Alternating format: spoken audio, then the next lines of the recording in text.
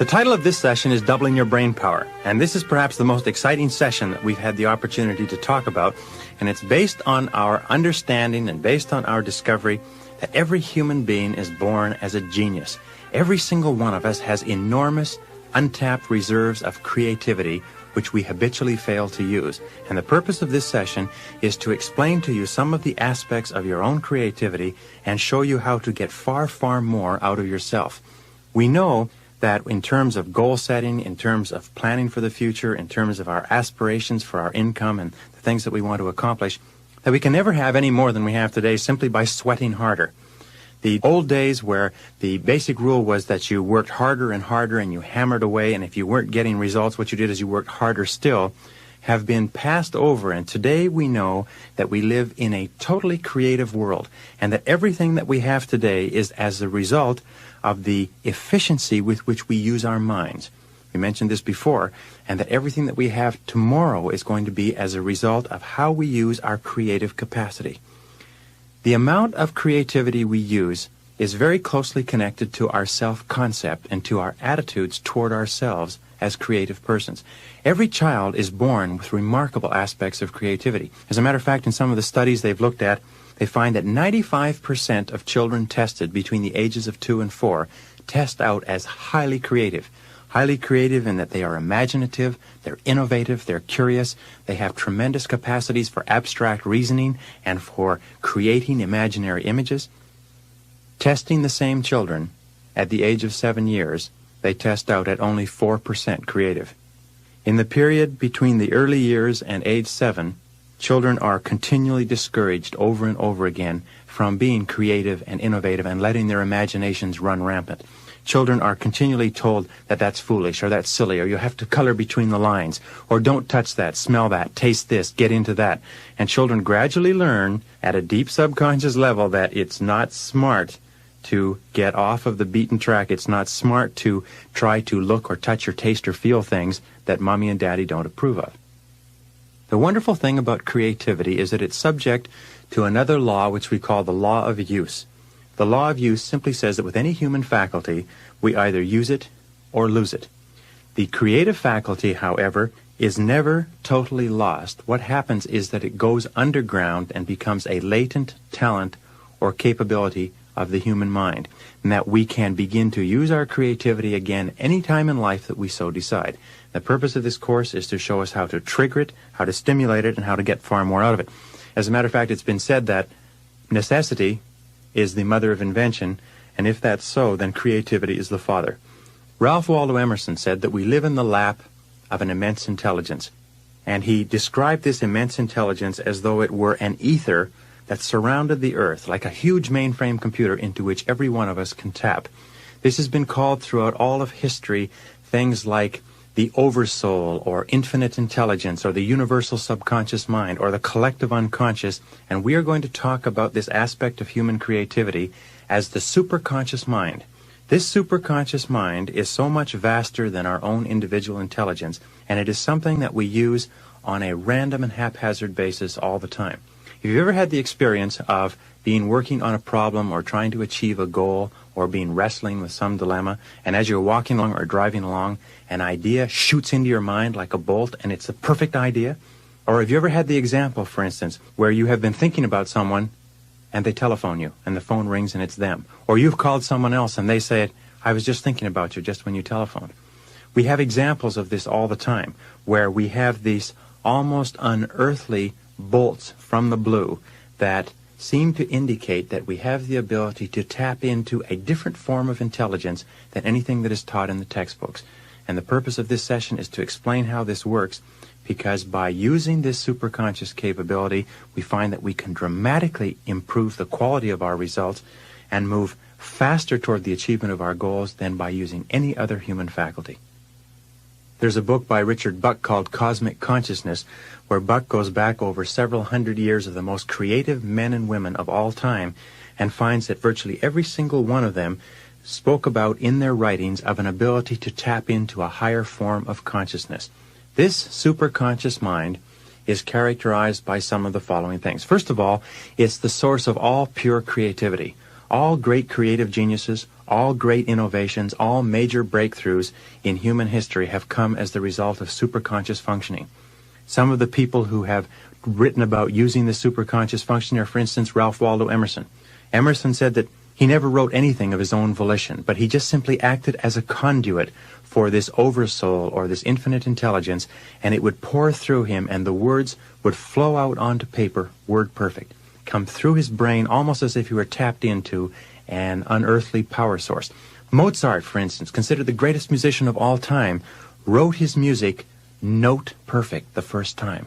When he sat down to write, he said the entire music, the entire symphony, the entire opus would come into his mind, and he would simply transcribe it onto paper. And people who have read Mozart's music, even at the time he was writing, said it was the most beautiful music ever written down on paper, and he wrote it without corrections, without changes, note perfect the very first time. Beethoven was deaf from the age of 35. Most of his great works were written after he was totally deaf, and Beethoven also said that the symphonies came full-blown into his mind, and he just simply transcribed them on paper. Edison, the greatest inventor of the modern age, used this superconscious capability over and over again to tap into a higher power and used it for coming up with inventions and insights and so on. Michael Faraday, considered the father of electromagnetic field theory, an uneducated man who had tremendous abilities to use this superconscious capability and pioneered the work that led to the development of the vacuum tube by DeForest, which led to the radio industry, the television industry, the electronic industry, the transistor, microelectronics, the microelectronic chip. The entire set of principles came to him in a dream, and he got up in the middle of the night and he sat down and he wrote page after page after page of scientific formulations, which later, when taken down to the laboratory and tested, were found to be absolutely, perfectly precise and brand new in all of human history. They had never been written or discovered or worked out before. Every one of us has had the occasion of using this superconscious creativity where we're going through our day-to-day lives and we see a product or a service that we think should be used or think that somebody should be producing, and we say, I wonder why somebody doesn't offer that, or I wonder why somebody doesn't invent that. And then 2 or 3 or 4 years later, we see a major corporation comes out with exactly the product that we thought of 2 or 3 years ago and goes on to make millions and millions of dollars. The difficulty with our creativity is not that we do not have the same insights as the geniuses, but it's this one small distinction. The geniuses trust and believe in the value of their insights and in the value of the thoughts and the ideas that come to them, whereas we do not. We think of these ideas and we think, well, this idea can't be of any use. It came from me. It's my idea. And so we wait until see somebody else come up with the idea, which may not even be as good as the idea we originally had, and we say, isn't that person intelligent? Look what a wonderful idea they've come up with. Well, many of us think that our creativity is limited by our IQ, that our creativity is limited by the years of education we had or the grades that we got in school, that somehow creativity is something that only scientists and artists and musicians and painters have, or poets or writers. The fact of the matter is that creativity is a very simple concept, and to boil it down to its simplest words is that all creativity is simply a way of improving on the existing way of doing things. Every creativity is an improvement, and to the degree to which we have the ability to find ways to improve the way that we do things in any area, we are creative individuals. And the more we use our creativity, like the more we use a muscle, the more of it we have. Another characteristic of this superconscious capability, or this superconscious mind, is that it has access, when it computes for us, it has access to all data stored in our subconscious mind, and it has the ability to discriminate between valid and invalid data. In other words, when we program a goal or a problem into our subconscious minds and ask the subconscious mind to solve it for us, the subconscious mind passes it on to the superconscious capability. The superconscious capability, when it computes and calculates to solve the problem or give us ideas to help us move toward our goal, has the ability to take all of the data that we have taken in the course of our lifetime and store it in the subconscious mind and sort out from that data what is valid and what is true and discard the rest when it computes. That's why whenever you get an idea, whenever you get one of these flashes that come into your mind that answers a question perfectly, you will find that in every single case the answer is correct in every detail.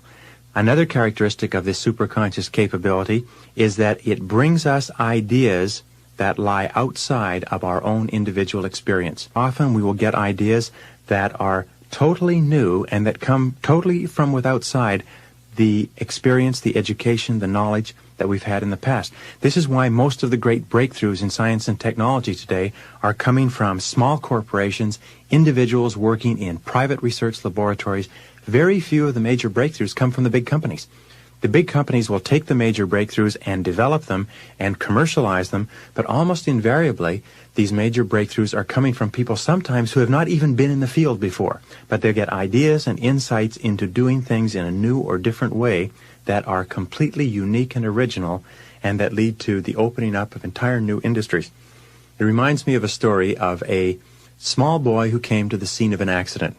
The police had cordoned off the road and a bridge where a truck driving at 40 or 50 miles an hour had tried to drive under the bridge and become stuck underneath the bridge. And the traffic was cordoned off, and there were several tow trucks trying to pull the truck out from under the bridge. And the little boy came to the edge of the crowd, and he asked the policeman, he said, "What's going on?" And the policeman said, "Well, the truck is stuck under the bridge." He said, "What are they doing?" He said, "They're trying to pull it out." And they just weren't able to pull it out. The truck was too solidly jammed under the bridge. So the little boy looked past the policeman and looked up at him and said, "Why don't they let the air out of the tires?" And the policeman looked down at him, and he looked back at all those grown men trying to pull this truck out from under the bridge, and he shook his head and went back down the hill. And that's exactly what they did. They let the air out of the tires, and the truck just backed out as easy as pie. The little boy had the ability to see things from a different perspective, and every single one of us has that capability. The superconscious mind is the source of all creativity, all intuition, all flashes of insight, all hunches. The superconscious mind is the source of inspiration and motivation and the ability to see things in a brand new way. The superconscious mind is the source of new ideas that help us move toward goal attainment. And the superconscious mind is available to each one of us like a power source that we can plug into simply by finding the plug. Another characteristic of the superconscious mind is that it functions on a non-conscious level 24 hours per day. It is always working to resolve the problems that we are mulling over and to move us toward achieving the goals that we have programmed into the subconscious. Another characteristic of the superconscious is that it's capable of goal-oriented motivation. For goal-oriented motivation, it requires clear, specific goals. Now, you can imagine using this superconscious capability. Imagine that you had an enormous computer, the most complex computer, the most sophisticated computer ever built in the universe, and you had an entire team of the most accomplished computer experts that had ever been trained, and they were at your service.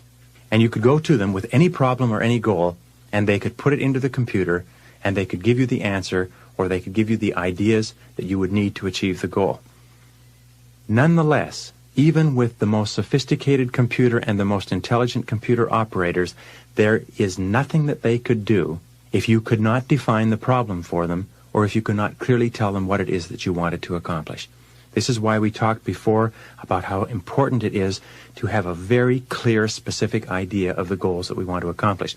The superconscious mind is invariably triggered by clarity of definition and by decisiveness. The more decisive and clear we are about what we want to accomplish, what problems we want to resolve, the more rapidly the superconscious capability goes to work to bring the answers into our lives. Another characteristic of the superconscious mind in terms of goal-oriented motivation is that it releases ideas and energy for goal attainment. If ever you've had the experience of working on something that you were really excited about, that you were really emotionally involved in, something that you really wanted, or something that really inspired you, you will remember that at that point you seem to have a continuous flow of ideas and energy. You seem to be bubbling with energy. Sometimes you could go on only 4 or 5 hours sleep a night. Sometimes your mind would just crackle with ideas, and you had this feeling of continuous excitement, like sometimes you could barely sleep. This is an example of superconscious energy. It releases free energy from the atmosphere and makes it available to us to enable us to move toward goal attainment. And we'll explain that a little bit more as we go along. Another characteristic of the superconscious is that it responds to clear authoritative commands. And the clear authoritative commands we give to our superconscious capability are in the form of positive affirmations. Every time we affirm positively from the conscious mind to the subconscious mind, we trigger the superconscious mind into action. That's why whenever we say, I like myself, I feel terrific, I earn $50,000 a year, I earn $50,000 a year, these strong, emotionalized affirmations drive down into the subconscious and trigger the superconscious into action. That's why we find that men and women who are continually talking and thinking in an excited, positive way about the goals that they want to accomplish seem to have a continuous stream of energy, enthusiasm, and ideas that move them toward the accomplishment of those goals. In the Bible it says, to him who hath shall more be given, to him who hath not, even that which he hath shall be taken away. And it means that to those who are excited and positive and moving toward the accomplishment of their goals, they get even more energy and more ideas and more creativity. To those who are going nowhere, who have very few ideas or have no goals, even that energy that they have is drained away and they become tired and depressed and fatigued. Another characteristic of the superconscious mind is that it automatically and continuously solves every problem on the pathway to your goal.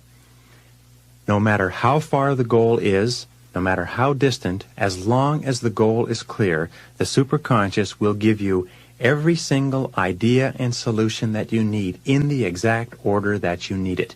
That once you have programmed the goal in and take the first step, you will find that the superconscious will give you the first step to take, it will solve the first problem, and when you implement the solution, it will give you the next step, it will solve the next problem, it will give you the following step, it will solve the following problem, and all you have to do is take it one step at a time, and at every step along the way, as long as the goal is clear, the problem will come to you.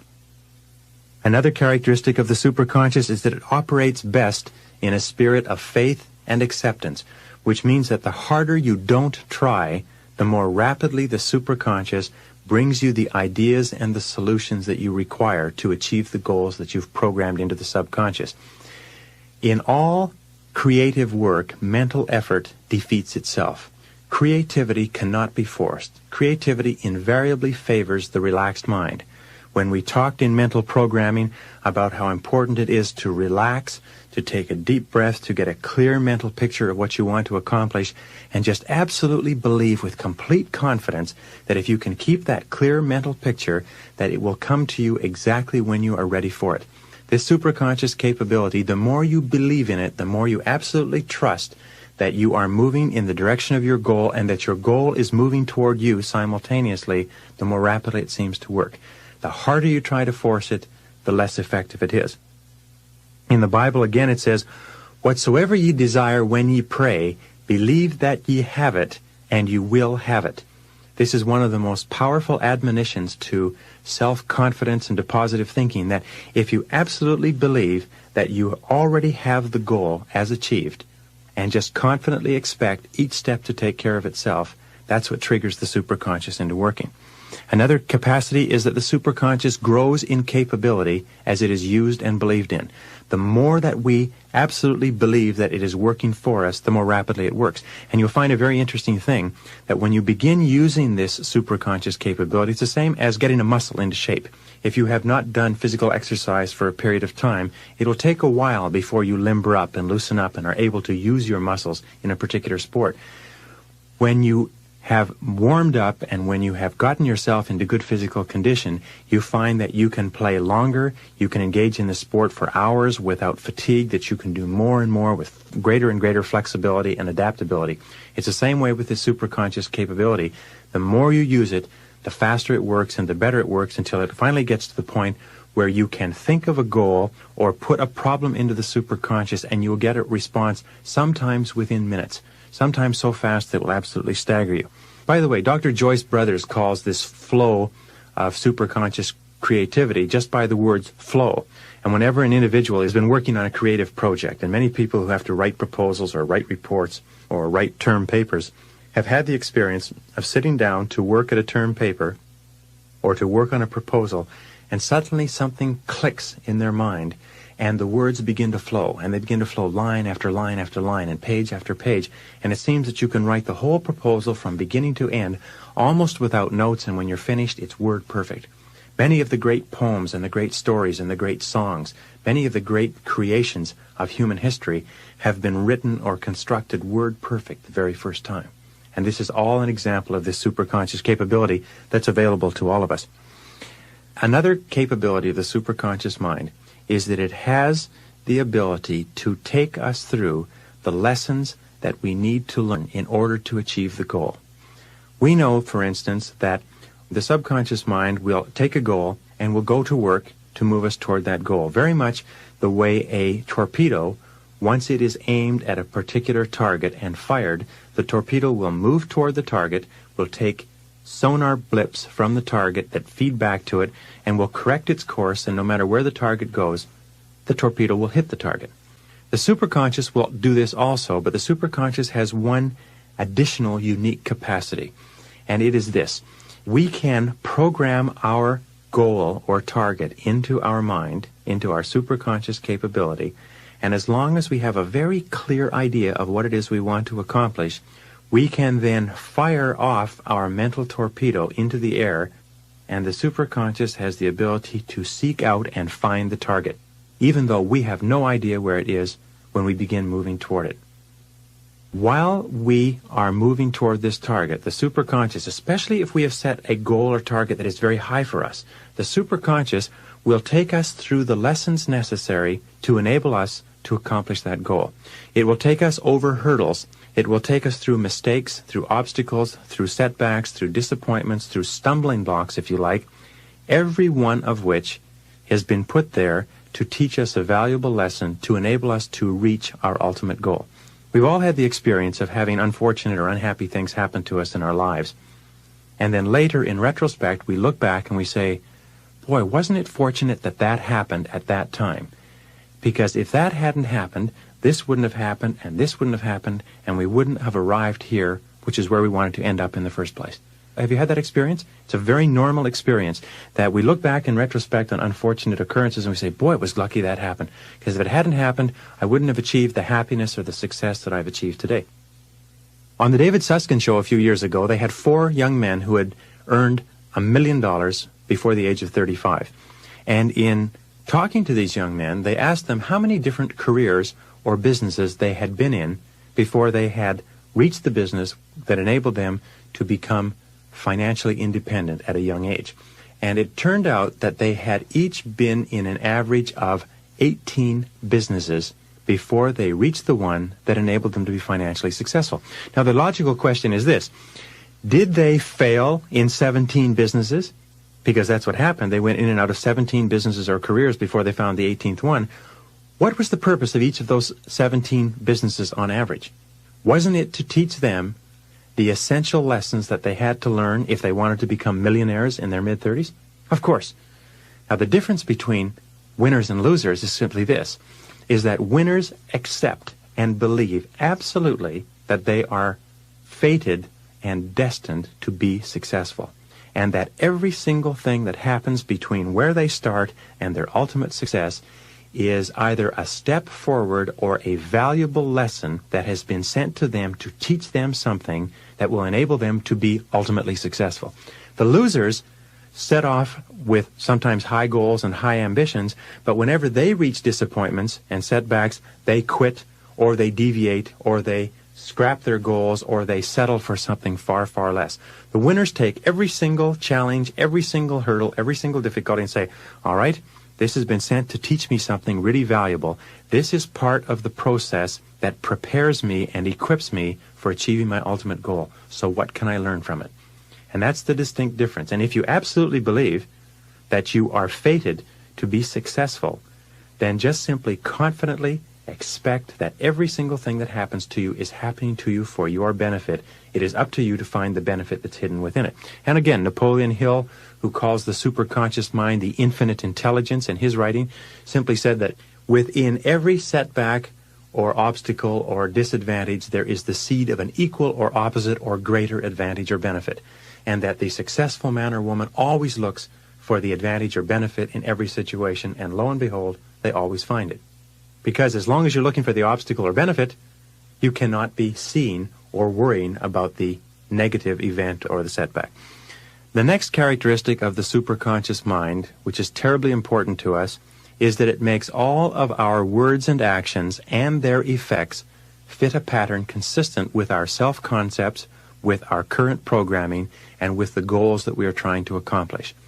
What this means is that when we have a very clear idea of what it is that we want to achieve, especially in a social or a business situation, the superconscious mind will make everything that we say and everything that we do exactly appropriate to what we're trying to accomplish. Flip Wilson used to say that when you're hot, you're hot, and when you're not, you're not.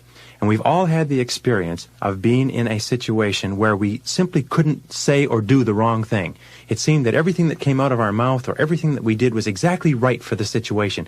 And it felt perfect, and it flowed naturally, and it was all in complete harmony with the goal or the objective that we wished to attain. We've all had that experience. Psychologists who have a great difficulty dealing with this idea of superconscious creativity because it cannot be duplicated in the laboratory have two expressions for it. One is called serendipity. Serendipity is considered to be the ability to find happy events, to go through life and find series of happy coincidences that occur to one. And another expression that they use is what is called synchronicity, when several events conspire together, seemingly totally unrelated, and yet when they meet together, they form a pattern or bring us the result or a solution that we were looking for. And we've all had the occasion where a whole series of things seem to conspire together into a happy coincidence, where a series of events conspire together to bring us the goal, to bring us the solution, to bring us the thing that we were looking for.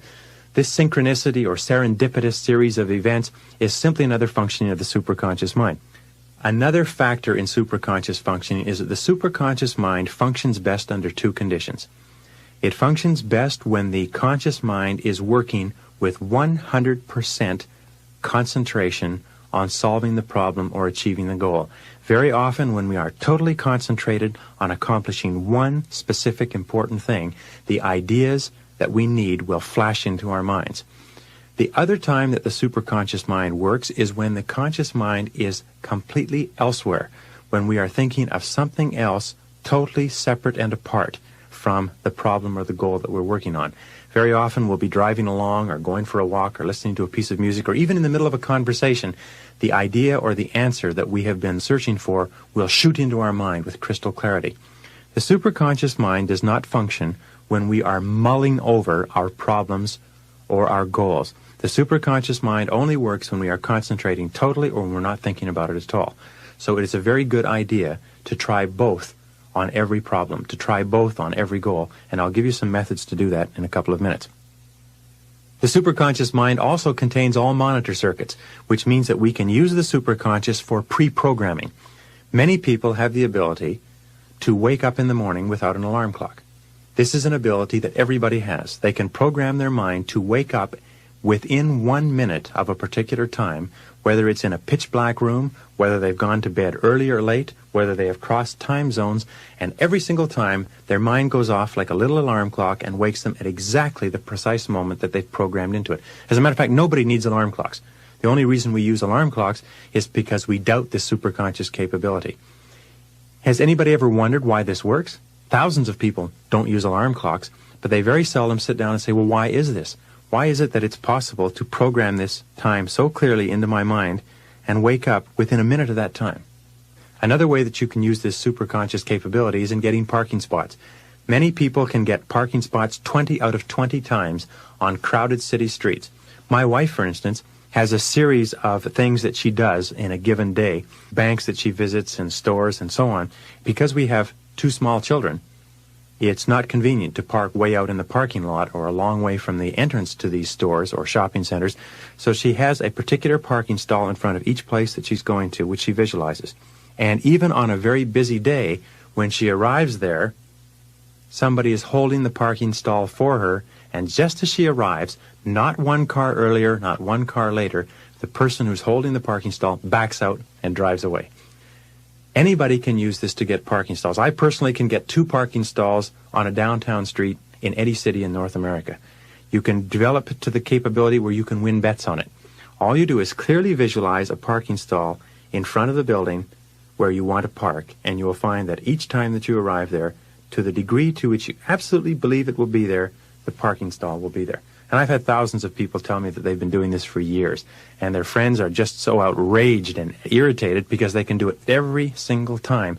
And they absolutely believe, and this is very, very important, the degree of belief and confidence that we have in this superconscious functioning is the exact degree to which it functions. If our belief is total, the superconscious mind functions totally and continuously. If our belief is half, then it functions half the time. If our belief is 10%, it only functions 10% of the time.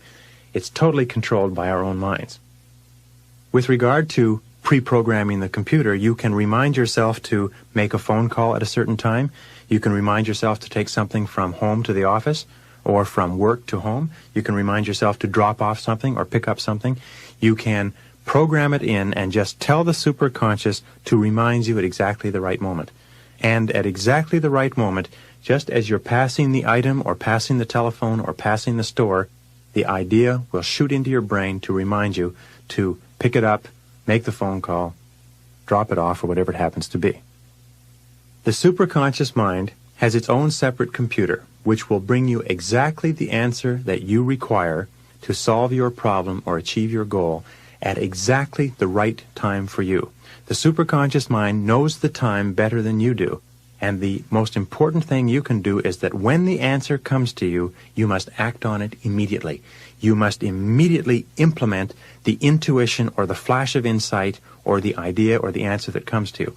Many times we've had the occasion where we've been working on a problem or a goal and we've gotten an idea of something to do and we've said, oh, I'll do that tomorrow, or I'll get on that first thing in the morning, or that's a good idea, but I'll start on it on Monday. And when we start on it on Monday, we find that it's too late. That when we call the person or we do the thing, we find that the person says, geez, I wish you'd called me last week because I had exactly the solution that you required. So when you have programmed a goal into the superconscious mind and you get an intuitive flash or an idea of what to do to move yourself toward the goal, it's absolutely essential that you act on it immediately, without hesitation. Pick up the phone, develop that sense of urgency, and move on it quickly. Sometimes it is only seconds or minutes away from being too soon or too late. And when you get those golden gems of superconscious insight, it's very important that you act instantly. And the more rapidly you act on those insights, the more insights that you'll get. And I've seen businessmen who have no other competence or ability at all except an ability to trust to the superconscious capability and to act instantaneously every single time they get an answer, build enormous fortunes and become outrageously successful, irrespective of lack of education, lack of intelligence, lack of any other ability, lack of any benefits or advantages. By simply plugging into this superconscious capability, they've gotten all the answers that they required to build enormous companies. Finally, the basic operating principle of the superconscious mind is this. Any thought, plan, goal, or idea held continuously in the conscious mind must be brought into reality by the superconscious mind. Any thought, plan, or goal held continuously in the conscious mind must be brought into our lives and into our experience and into our reality by the superconscious mind, whether positive or negative. And this is why it is so extremely important for us to always keep our mind focused on what we want to happen and to talk and think and visualize and imagine only that which we desire to come into our lives, because our lives are nothing more than the outpicturing or expression of our continuous conscious thoughts. And you'll find that in the experience of every successful man or woman who has ever lived, that they have sooner or later developed the habit of keeping their mind rigorously disciplined and focused on what they want to happen rather than on what they fear. Because if we think continuously about what we fear, if we think continuously about what we don't want to happen, we bring that into our lives by the same irrevocable, immutable law that we bring good things into our lives. So we must consciously and deliberately and systematically exclude all thoughts from our conscious mind that we do not want to bring into our reality. We must not talk about the things we fear. We must not think about them. We must not write about them. We must not dwell upon them or read about them. We must only think of what we want to happen, because we are dealing with the most powerful single force in nature, your own individual human brain, which can tap into this superconscious power source and bring us anything that we want in life. Any thought, plan, goal, or idea held continuously in your conscious mind must be brought into reality by the superconscious. The only question is, do you have the discipline and the control and the perseverance and the persistence and the determination to hold your goal, your ambition, your aspiration clearly in your mind long enough for it to come into reality? That's the only thing that you have to do, and everything else will take care of itself by immutable law. This is the most important encapsulation of the laws of success that you will ever hear.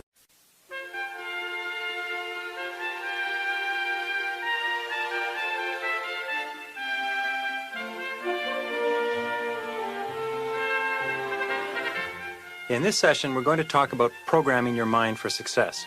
We know from the earlier sessions that we become what we think about, and that everything that we are right now, this moment, today, is the sum total result of everything that we have thought to this period. We also know that everything we are or ever will become will come as a result of the content of our minds, that we do not achieve our destinies or realize our futures through physical effort at all. It's always through what we do with our minds. And that everything that we do to improve the quality of our thinking must, by extension, improve the quality of our lives. So let's just briefly recap some of the mental laws that we have talked about up to now, and then mention two more, plus two factors which are critically important to reprogramming our minds. The first law was the law of belief, that simply said that whatever we believe with feeling becomes our reality. That if we wish to change our realities, we must change our beliefs about ourselves in relation to reality. That if we have self-limiting beliefs, they come true for us irrespective of whether or not they are based on fact or fiction. The second law that we talked about was the law of expectation, that says whatever we expect with confidence becomes our own self-fulfilling prophecy. And that's why it is absolutely essential that we continually expect the best of ourselves and expect the best of every situation. We find that the most successful men and women make a habit of developing positive self-expectancy. They are continually manufacturing their own expectations to keep themselves positive and to keep their self-fulfilling prophecies consistent with what they want to accomplish rather than with what they fear. The third law that we talked about is the law of attraction, that says that we inevitably attract into our lives the people and circumstances that harmonize with our dominant thoughts, and that if we want to attract different people and different circumstances, we have to change our thinking, that our thoughts are like a form of electromagnetic energy that radiate out from us and that attract back to us like a magnet those people and those circumstances that harmonize with them. The third law that we talked about is the law of concentration. Now, concentration is extremely important. It says that whatever you dwell upon in the conscious mind grows in your experience. It's as though your thoughts were watered and fertilized by continual concentration. If you want to grow a plant, it requires fertilizer, water, and nutrition and weeding. If you want to grow something in your life, it requires concentrating on that thought or picture until it comes into your reality. The next law that we talked about is the law of substitution, which says that the conscious mind can only hold one thought at a time, either positive or negative. If we wish to have positive experiences in our lives, we have to keep our conscious mind focused on positive things, positive events, positive circumstances. In James Allen's wonderful book, As a Man Thinketh, he says that the mind is very much like a garden. And like a garden, either weeds or flowers will grow. But if you do not deliberately and consciously and purposefully plant flowers, weeds will grow automatically. Weeds do not need any encouragement. Weeds do not need any nutrition. They do not need any fertilizer. They do not even need weeding, if you like. Weeds just grow automatically, which is to say that our minds will tend to be occupied with worries and fears and anxieties unless we consciously and deliberately fill them with thoughts.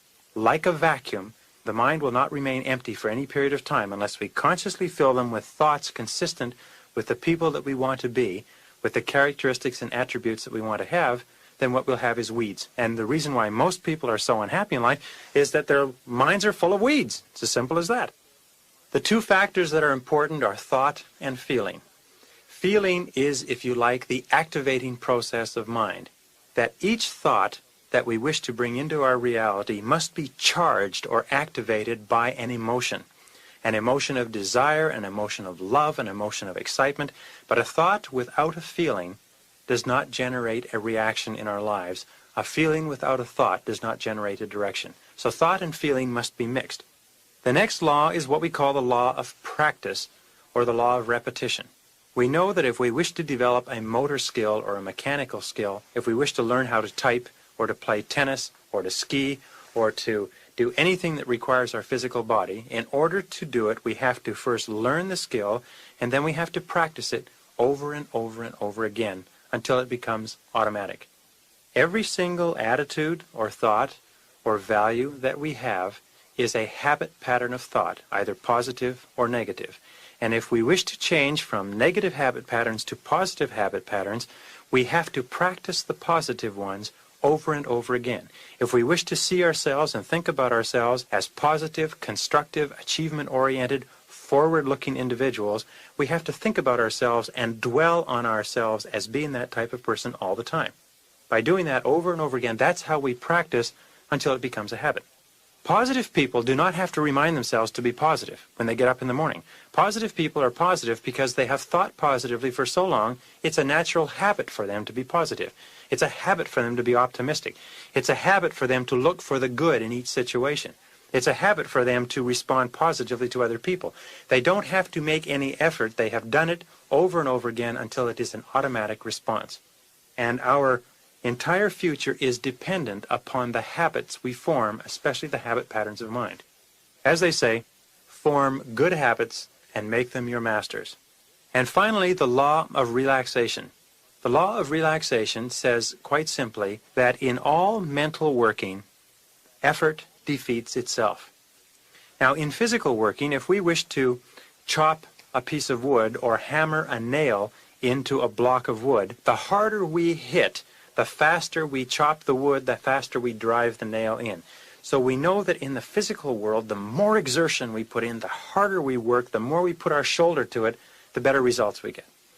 In the mental world, though, it is exactly the opposite, and this is an absolutely critical distinction. It is the harder that we don't try, the faster our minds change and we become the people that we want to become.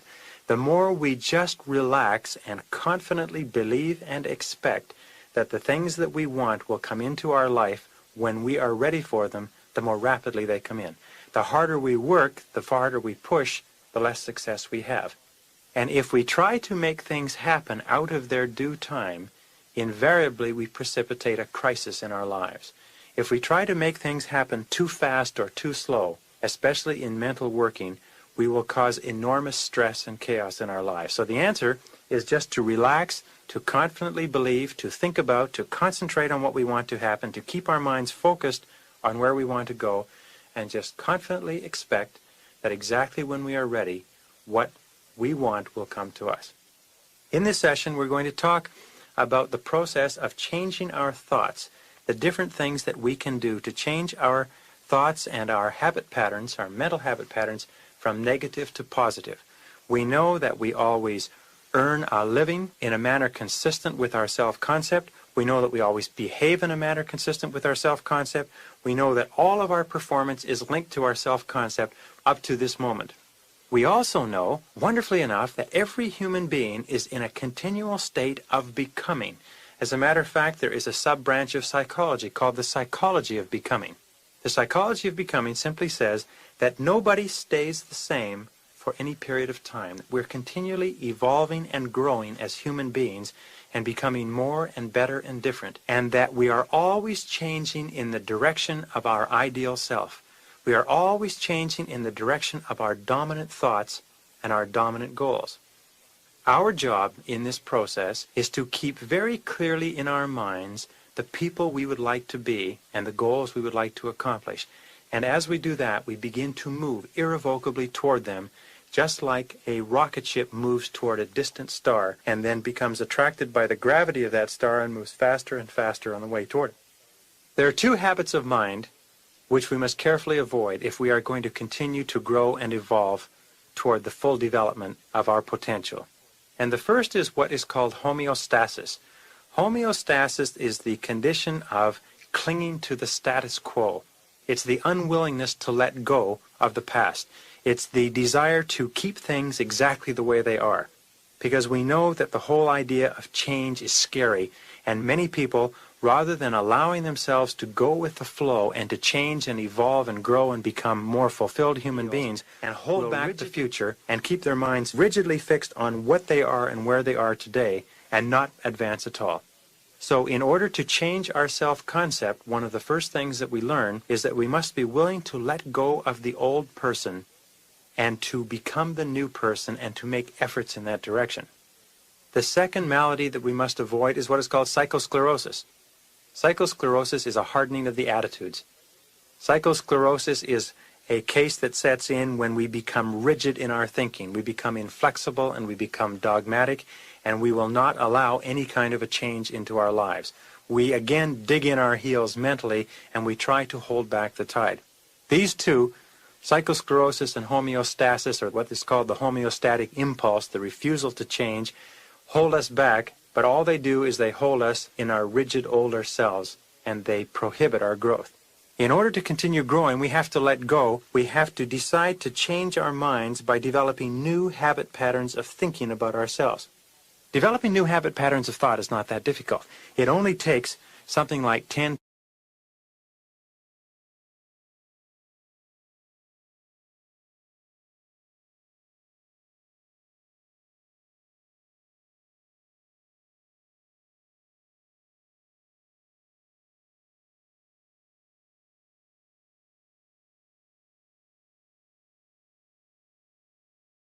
of how we would be and how we would behave with the new characteristics and attributes. If, for instance, we want to be more patient and kind and loving with our families, then we get a very clear picture of ourselves as patient and kind and loving.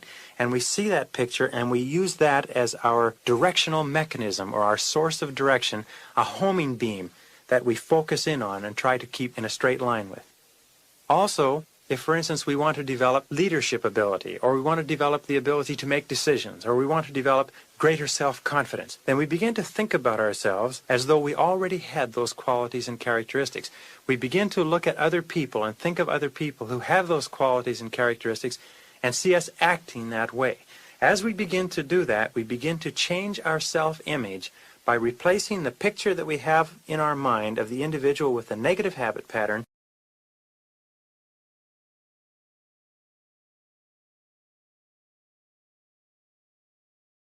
new habit patterns of thought by continually thinking of ourselves in terms of the new characteristics, the new qualities, the new abilities, and no longer thinking of ourselves as having the limited qualities and the limited characteristics. There are three methods that we can use to accelerate this process of personal development. The first is what is called affirmation. And using affirmations, positive, present tense, personal affirmations, our potential is literally unlimited. Affirmations are positive, assertive statements that say yes to our potential.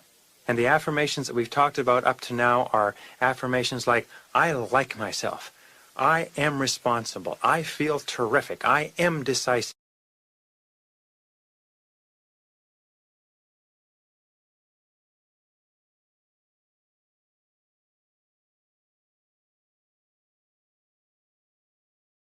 Conscious, which brings us to an additional law which is called the law of subconscious activity.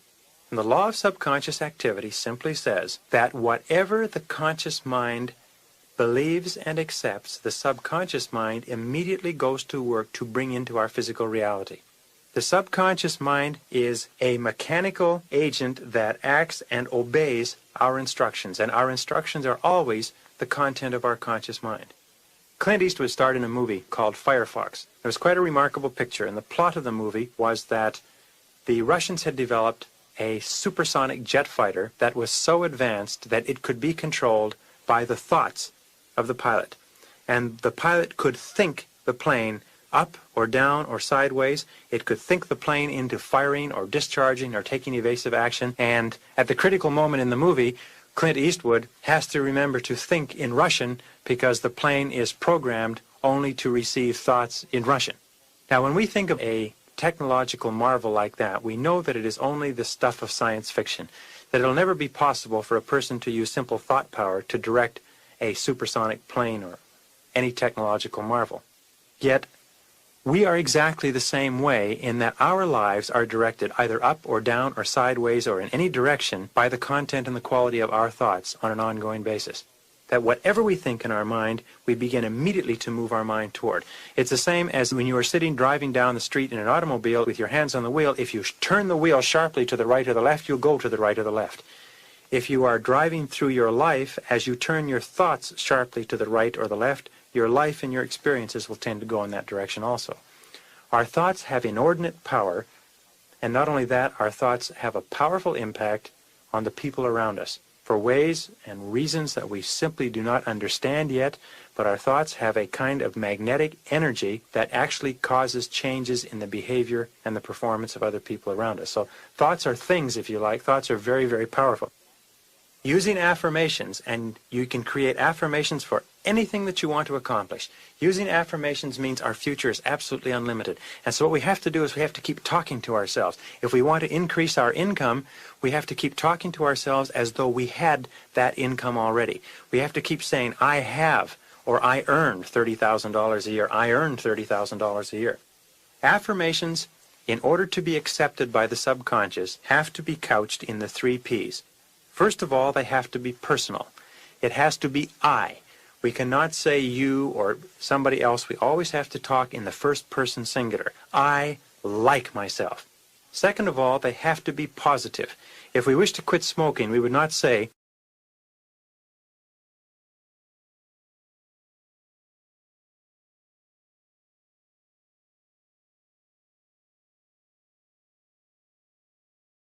I am a non-smoker. We wouldn't say, I don't eat desserts anymore. I don't eat desserts anymore. What we would say is, I only eat foods that are healthy and consistent with a slim, trim figure. The third P is that it must be in the present tense. We cannot say, I will earn X number of dollars next year, or I will lose X number of pounds over the next 90 days, because the subconscious cannot relate to information that is couched in any other tense but the now. So every affirmation that we make and every clear statement that we make to ourselves has to be in the present. I do, I am, I have, I achieve, I earn, and it has to be present and it has to be personal. With regard to affirmations, when we write out our goals and rewrite our goals, we also write them as though they existed right now. We write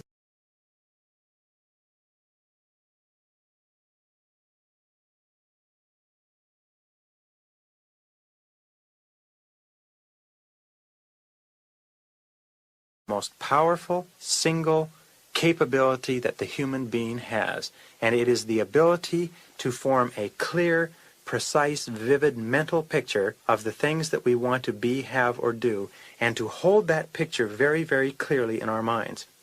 Whatever you can hold in your mind on a continuous basis, you can be, have, or do. Whatever you can picture in your imagination, you can accomplish. Napoleon Hill said many years ago, whatever the mind of man can conceive and believe, it can achieve. And even Einstein said that your imagination is your preview of life's coming attractions. And we have taught people to use visualization to heal sick bodies, to achieve higher levels of income, to achieve promotions, to develop new habit patterns of self-confidence and personal power and enthusiasm. The key to using visualization is to get a clear mental picture of yourself as though you already had the characteristics and attributes that you want. Prior to every situation of importance, take a couple of minutes to play a clear mental picture of the ideal you in the upcoming situation. If you're going into a sales interview, if you are going in to see your boss, if you are holding a party, if you are giving a talk, anything that requires mental preparation that you want to be at your very best at, stop for a few seconds and even a few minutes prior to the situation and form a clear mental picture of yourself performing at your very best in that situation, and then see the ideal result in your mind's eye. See a clear, precise picture of the situation coming out exactly the way you wanted it to come out. Exactly the ideal result.